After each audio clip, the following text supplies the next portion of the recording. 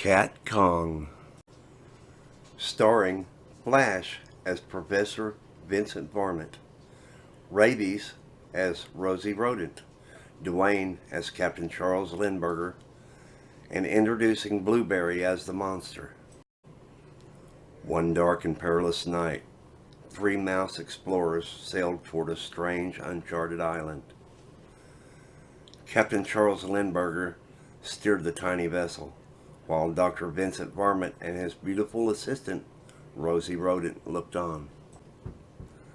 When they reached the island, the 3 explorers were astonished. A group of natives was performing an ancient ceremony, offering up a sacrificial can of tuna fish and repeating a mysterious chant. "Here, kitty, kitty. Here, kitty, kitty. Here, kitty, kitty, kitty." Suddenly, the island began to tremble. Crashing through the thick forest came the most frightening creature ever known to mouse kind, the mighty KatKong.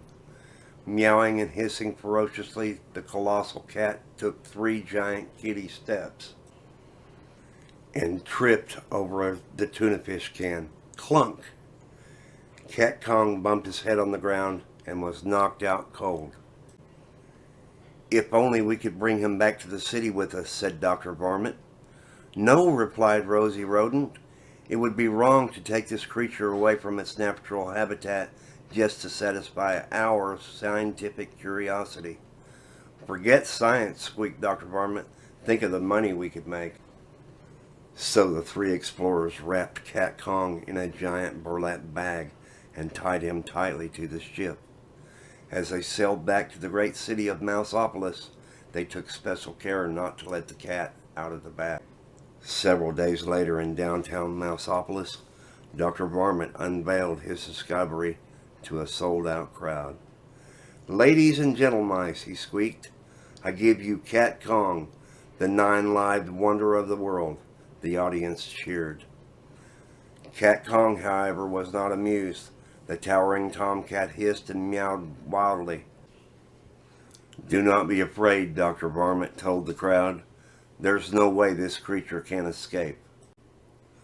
I repeat, there is no way this creature can escape." Well, actually, I could be wrong about that. Soon the city of Mouseopolis was in a panic.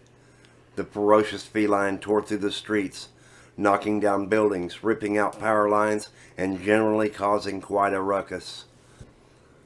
Captain Charles Lindbergh rushed off to organize a counterattack team, while the beautiful Rosie Rodent watched the destruction from her apartment window.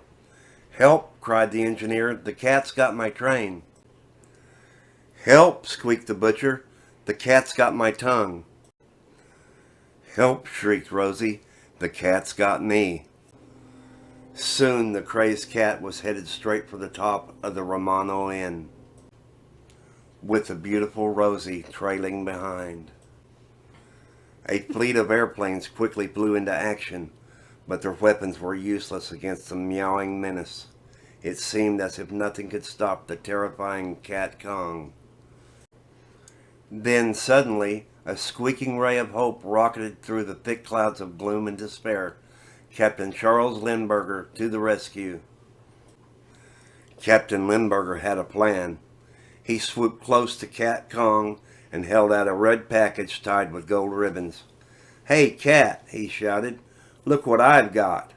He circled again and again, shouting, "You'll never guess what's inside this package." KatKong stared intensely at the red package. With each passing second, the colossal kitty's interest grew and grew. Finally, KatKong could stand it no longer. He had to find out what was inside that package.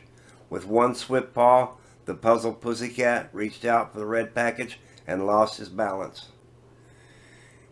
Meow! When the dust settled, a crowd of mice gathered to view the final resting place of the mighty KatKong.